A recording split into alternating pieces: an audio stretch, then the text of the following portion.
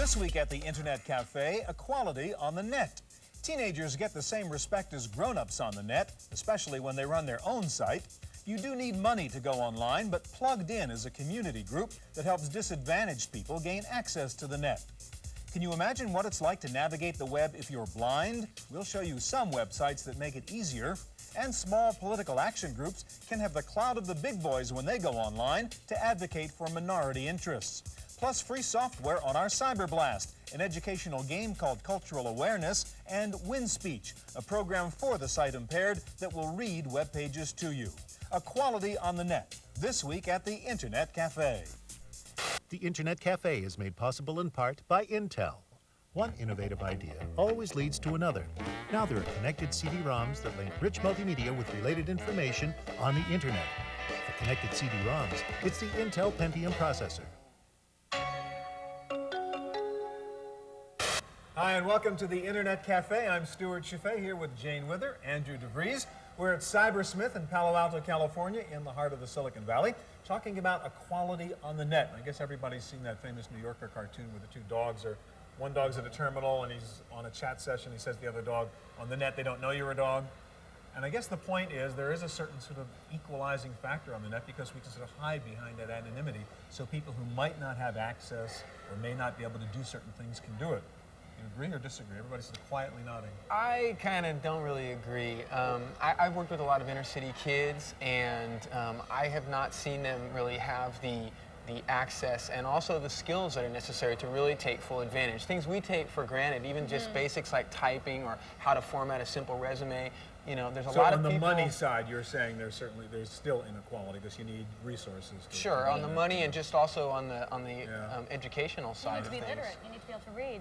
That's one big thing. I mean, even my mother, for example, never learned how to type on a keyboard. So here's an example of a lady who's got all the tools but doesn't know how to utilize it except maybe one finger at a time. And if it's not easy to use, then clearly she's not going to do it. Well, we're going to talk to some people today and get their ideas anyhow on how much equality or equal access they have on the net. So equality on the internet tonight at the Internet Cafe.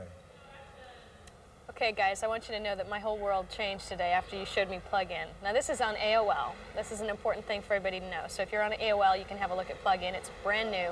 And this is a forum for teens. And now, Demila, you're one of the cast members on the team. Now, tell me, just explain to me, if I was a teenager going to AOL and got to this forum, what kind of things would I see there? First, you'll see our faces. And then, like, on the front page, it would have chat. It will have boards. It will have like the poll. It will have the cast. Now, what's the poll? The poll it's audio poll, and it's basically what it is whatever our topic is on for the week, like say body piercing, we'll have a question for body piercing, like would mom approve if we didn't ask her, or something like that. It's just, and then each person on the team will give their opinion. Exactly on what they will say, and then what you could do as a member, you could just go and then check which one, vote for the one that you want, that you like the best. Right. So, and then that's what it's like a vote. Yeah, so you sort of search the percentages of people that responded and said, yeah, that was the right response and stuff like that. That's kind of cool, so you get a track. Now, the interesting thing was also the whole idea of what these topics were about. So, like, one of them was body piercing, the other one's ebonics, which I think is a really hot topic right now. And so, now, what kind of things were people talking about the ebonics topic? About ebonics, well, one thing people seem to talk about the most is the misconceptions.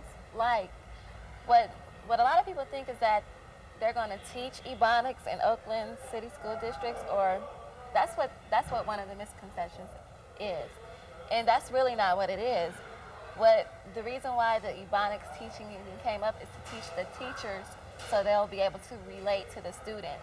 Because a student comes up to a teacher and is speaking ebonics, the teacher isn't going to be able to understand. And also, it's vice versa. The way the teachers speak, which is standard English, the student isn't going to be able to understand. So it's kind of like vice versa, so that the teacher, if he or she'll learn how to speak ebonics, they'll be able to communicate better. And so you're on common ground, so you guys can figure out why you didn't be able to get your homework done the night before, instead of having an argument about the fact you didn't get it done. And then the teacher will also be able to help the student, you know, succeed in speaking proper English. Well, that's really the key, isn't it? Yes. So now, I think one of the interesting things about this whole site is that this is for teens. I mean, you've got a cast of people, and what's the age range on the cast that you work with? 12 to 19. 12 to 19. So that's actually a pretty big range of people that kind of sit down and hammer it out each week. What's going to be the topic, and what are you going to talk about, and how are you going to drive the conversations? What now with the team of people that you've got, you know, how long have you been working together? How long have you been doing this? About 4 to 5 months now. February, this is our 5th month being together. So now, have you, like, before you got on this cast, before you started doing this, had you ever used the internet before? No. So this has been kind of an interesting experience. Very. Now, would you use the internet if you weren't on the cast and it was just because it was there? Would you use it? I don't think so. Really? How come? I mean, because like I said before, I've never been on the internet, and so like if I was never introduced to this job, I think I still wouldn't be affiliated with the internet because I don't know nothing about it. But now that I do know so much about it, now that I've got this job, It's kind of changed the way you do things. Does it make doing homework easier? A lot easier, a lot.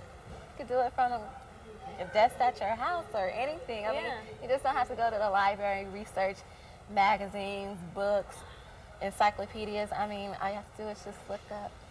So it's amazing. So now the trick is to make sure everybody else knows just what a great tool it is. Hopefully this plugin will help do that. Thanks very much for your time, Demille. Hi, I'm Dave Crocker with SVPAL, Silicon Valley Public Access Link. We're a community internet service provider, completely volunteer run. We have very, very low prices, and we invite you to contact us at our website, www.svpal.org. So, Mookie, you're one of the directors at Plugged In, which it seems like a community sort of empowerment organization, a youth organization, bringing the internet and technology to people in the community. You guys started in East Palo Alto, and I think you have some pretty interesting correlation or division between East Palo Alto and sort of the rest of Palo Alto, Silicon Valley. How did you guys sort of come about here? Well, really, East Palo Alto is a very significant community. It's a really economically disenfranchised community.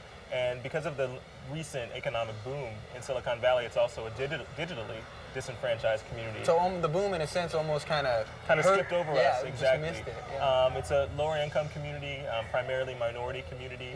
4 years ago, it had one of the highest murder rates in the country. Really?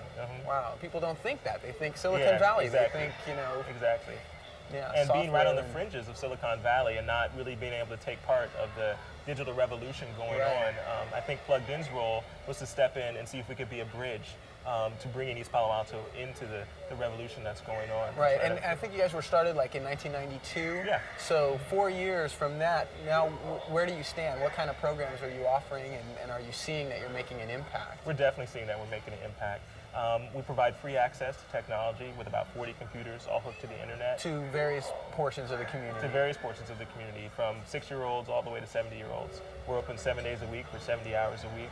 Wow. We work with teens. We actually have teen businesses, actually, a web design business. Where they're actually making money off helping other folks. Yeah. Great. Exactly. So web design, what types of things are they designing? Designing web pages for people like Amnesty International.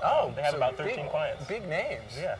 Excellent. And what other kinds of businesses? We have a desktop publishing business. Yeah, we've done some work for Hewlett Packard, other big Silicon Valley corporations. So you are sort of bridging that gap that way as well. Now, is this a business where teens actually go in and really run the whole thing, bid on the projects? And They do. They do that. They sit down with the client, they discuss the price, discuss what type of project it is, and that way they also get exposure to the environment of working in Silicon Valley and get an impression of what it's like. Do you make them wear ties? Or? We do sometimes. You know, we make them dress That's right. Cruel. And, yeah.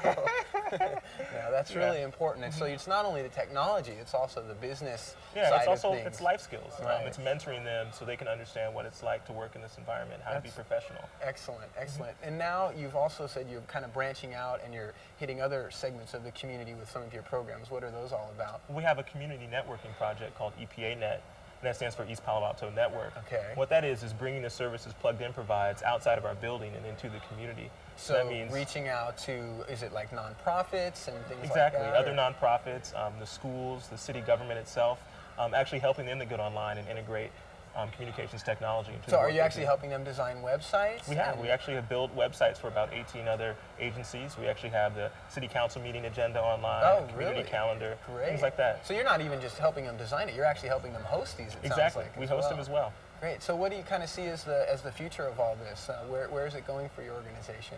Well, I really think it's going towards seeing how technology can really be used as a force for community building. How can we assist other agencies in the community in doing the work they're doing through using technology? Right. For example, we work with the drug recovery program across the street, and we actually have their clients come to our site and write about the process of going through recovery using the technology. So through that process, they learn how to use a word processor, they learn how to do desktop publishing.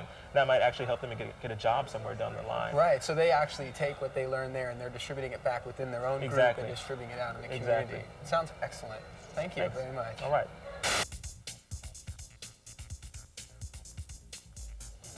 The majority of Rwandans who fled last year's rebel offensive ended up here. With water but no food, the amount of relief food flown in is around a third of what's needed to keep everyone alive. 2 months of hunger is taking its toll in adults and even more so among children. Lisa, we're talking about equality on the web and kind of equal access to the web, and you deal with people who have disabilities of one sort or another.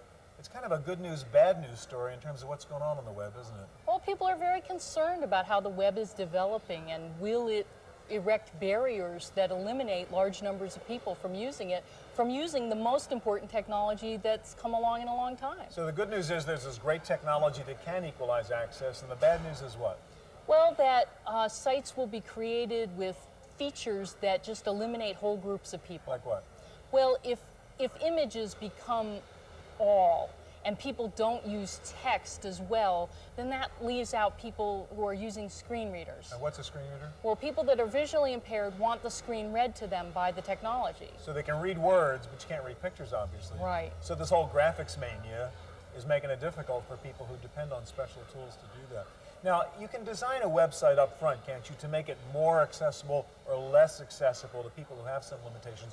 Give us examples of what's a really good website from that point of view and what's a bad website. Okay. The Alliance for Technology Access has tried to design a model site. So when they have a picture, they'll also have a caption right under it that describes what's in it. So the screen reader could read that. Or if your vision wasn't just quite good enough. And actually, you get more information that way. It's quite interesting. The other suggestion for websites is if they start using real audio or some kind of talking thing, make sure that that information is also presented in writing. Now, what's an example of a badly designed website from your point of view? A bad website would be one that's using so many graphics, and for some reason they've even decided maybe to give you an alternative, like a text-only page, Right. but instead of putting that tag in text, they put it in a graphic only. So the text alternative isn't a graphic, so you never get to it. It's kind of a catch-22. yeah. All right, now you have your own site, the Center for Accessible Technology, is it? And what kind of information, what resources will I find out about there? Well, the Center for Accessible Technology is concerned with how you can use standard technology if you can't use a keyboard or a mouse, or if you need some assistance. We were doing a class today with an extra large cursor on the screen for some of the kids. So for people with physical impairments, you might have assistance in specialized keyboards or cursor control devices. And if somebody had a developmental disability, you could set up a home page that didn't require literacy. There's a lot of things. That's right. All right, now you have one special site there I looked at called Plain Math, which is really interesting. Tell us what the point is of that. The Plain Math project is math for 4th through 7th graders with an aeronautics background. So it's plain, P-L-A-N-E. Yeah, and we're putting curriculum on the web in a way that is maximally accessible. You wouldn't have to use a keyboard to enter an answer. You could just choose it on the screen. The navigation is pretty simple. What's cool, too, it's not only teaching math, but it really presents role models and says to a kid, if you have some disabilities, no big deal. You can be an aeronautical engineer, too, right? Yes, we found disabled pilots, engineers, and their profiles are up there, and they're talking to the kids about why you need to have the math to get into those careers. And it's an open website. If I'm a teacher, I can just go onto it and use it for my students, too, right? It's good for everybody. I think everybody would find it a better site because it's simpler, and because if you design with people with disabilities in mind, then your site is suddenly useful by everyone. Now, there's a lot of activism going on in the disabled community now to make sure this web stuff doesn't get out of hand and go crazy with the multimedia and the graphics, huh? People have an opportunity to get in on the ground floor and say, this is universal design. If you think about people with disabilities and you design it, then your mother or you when you get older or anyone is going to find it more usable. So again, that's a broad term, those disabilities, right? We're talking about normal people who are going to have problems seeing a screen or moving a fine little cursor and so on. So it really is worth including all these people if we want equal access. Right, like the person who just started to use a mouse and it's still new for them. They might not be able to hit a little target. Lisa, thanks a lot. Thank you. On this Cyber Blast, we're going to send you 5 software programs. We'll be downloading to you more than 4 megabytes of code in less than 120 seconds. You can actually see the data downloading right now. It's the stuff right over here. So to get these files this fast through the TV signal, you need an add-on card for your computer called a TV modem. We'll tell you more about that later. You can also download these files through our website using your regular telephone modem. Download time on the phone at 28.8 will be about half an hour. Let me tell you what we're sending you. First of all, an educational game called Cultural Awareness. This is about a 200K file that's a great game for children and adults. It covers a wide range of topics and it helps you improve your cultural literacy. Second, we're going to send you a program called WinSpeech. This is one of several available text-to-speech programs that can help people with visual impairment by having the text on their computer screens read to them. Then an interesting program called My Way. It's a personalized web browser plugin for people who tend to spend a lot of time on certain websites. This will make it easy for you to personalize and customize your browser and speed up the process of going to your favorite sites. Finally, just for the fun of it, 2 classic games for the kids. The original Mario Brothers game for the PC and the original Pac-Man ported over to the PC.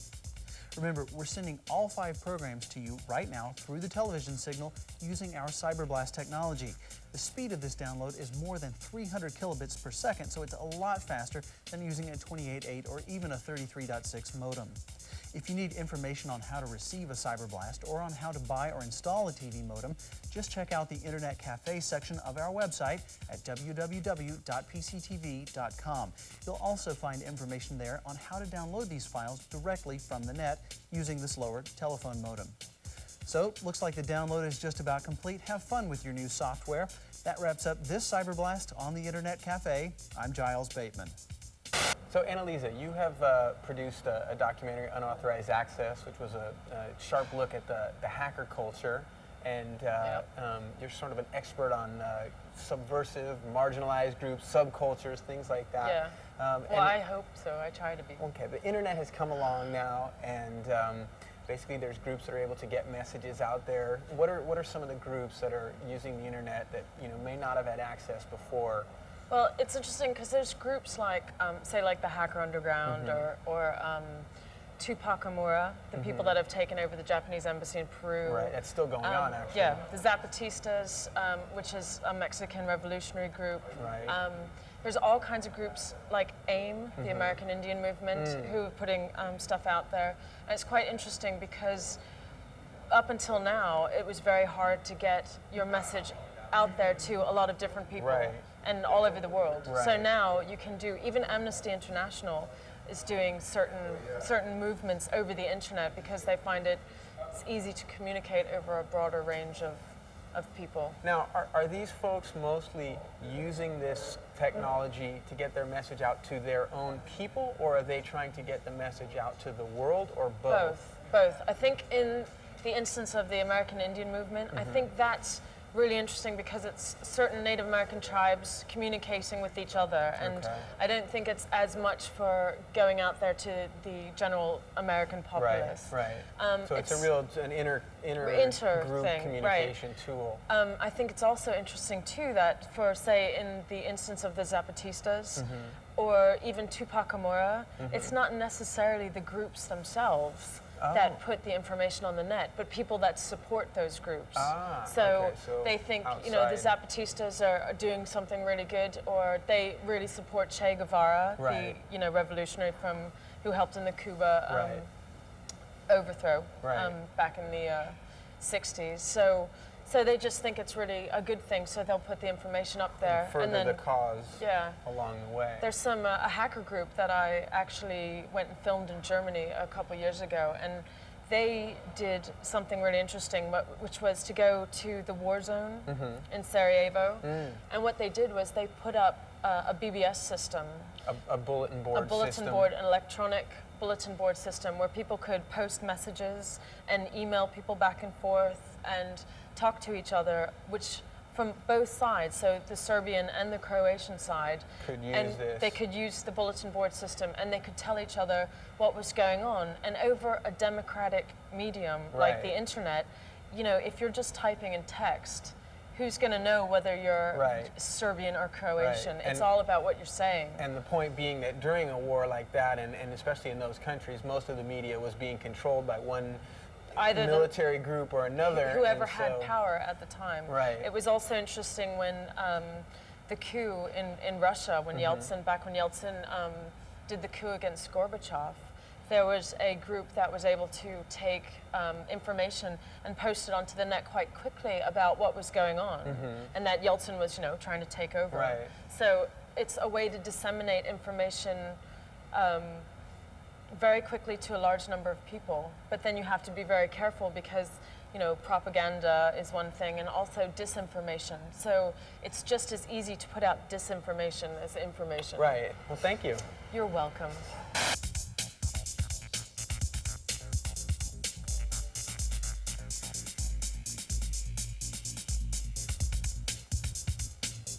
Jane, I want to follow up on the conversation we had at the matter of fact, what you were saying at the beginning of the show, which really made me think that there are things which prevent equal access to the web, which I don't even think about because I just take them for granted.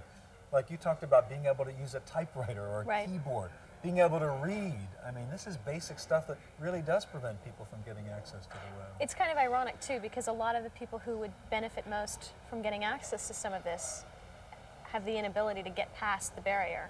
So you can learn, you know, literacy skills on the web, but you can't get there. It's kind of a catch-22 thing. Exactly. Or even just sort of technophobia, right? I mean, I like to get my mother on the web. I keep on talking about it's just intimidating. Well, computers and all this stuff I can't deal with because I've never dealt with it. Well, my mom doesn't know how to use the keyboard. Yeah. So I put it down in front of her and she just said, well, what am I supposed to do with this? Yeah. I want to mention one thing. When I was talking to Lisa about people with disabilities, she mentioned screen readers. I just want people watching to know you actually can download a screen reader called PW WebSpeak, which actually is a voice-activated browser, I guess, which actually talks and reads the words to you. So even if you have sight problems, which doesn't mean you're disabled, it could be anybody. Just or you're dyslexic. So, yeah, or dyslexic. So you can actually get that software online. I think, you know, one of the things from my perspective is if it is open access, then wouldn't it be better if something like Netscape, for example, had that capability built in? Yeah, I mean, why don't these browsers, Explorer, Netscape, just have this stuff so that they broader availability? Because, especially with people with disabilities, computers allow them to do so many more things. It's just a much better way for them to be able to There's another point you expand mentioned, which I think is worth saying, too, that people, when I think about equal access, I still think about the 2/3 of the people in this country, or the 90% of the people around the world who've never accessed the web. I mean, there's no equality of access there because they don't know what it's about. They don't know what they're going to get from it. It's all about, I mean, how many people do you talk to and they go, yeah, you know, I really have to get into that internet thing. Yeah. But it's like, why would you want to do that unless there was something specifically that you wanted to do? There's still it's a long tool. way to go with this net stuff. Right. Andrew, after meeting some of the people here in the Cybersmith Cafe tonight, you still think what you said at the very beginning, that there really isn't equality on the net? Yeah, I still think so. I see some great groups, you know, doing some very exciting things and gaining access, but unfortunately these are nonprofit groups, and I don't think yet they have the ability to extend out far enough in the community. But it's better than not having the net, isn't it? You're right, but it's some improvement. You're right, but I'll tell you, you know, I was at a big computer conference this week in San Francisco, and as I looked out over the audience of the 2,000 people that were sitting there, it was primarily a sea of Caucasian faces. So I still think that there is some, you know, inequality going on in the industry and I think out on the internet. A lot. Yeah. There's still a lot. I think the one thing for me, in talking to Damila, and then we didn't even have a chance to talk to Sheva, and she had so much more to say about just building this group of these cast members between the ages of 12 and 20. I mean, these kids, a lot of them had never used a computer, let alone been on the internet. And now they're building this AOL forum for teens. And, you know, in talking to them, their whole world changed. I mean, once they Well, it got was your access. point, you need a purpose Right. to do all that stuff. Exactly. One point I would make on the basic equality issue, like the beginning we talked about, you know, they don't know if you're a dog when you're on the net. With all this multimedia, with all the digital photos going on, with all the sound and everything, I think that whole anonymity thing, which really furthered the equality, is going away. So I think once we get to see everybody and hear everybody, we're going to have the same darn prejudices we have in the real world, and the net's not going to really be an equal active force. We may find some real dogs, too. Dogs on the net. All right, that's it for this week's Internet Cafe. We'll see you here next time. The Internet Cafe is made possible in part by Intel. One innovative idea always leads to another. Now there are connected CD-ROMs that link rich multimedia with related information on the Internet. For connected CD-ROMs, it's the Intel Pentium processor. Videotapes of the Internet Cafe are available for $24.95 each. To order your copy, call 1-800-916-PCTV. We'll help you stay on top of the rapidly changing world of computers and personal technology. Call today for your copy of this episode of the Internet Cafe or any of our other award-winning programs. When ordering, please ask for tapes by show number and title. That's 1-800-916-PCTV.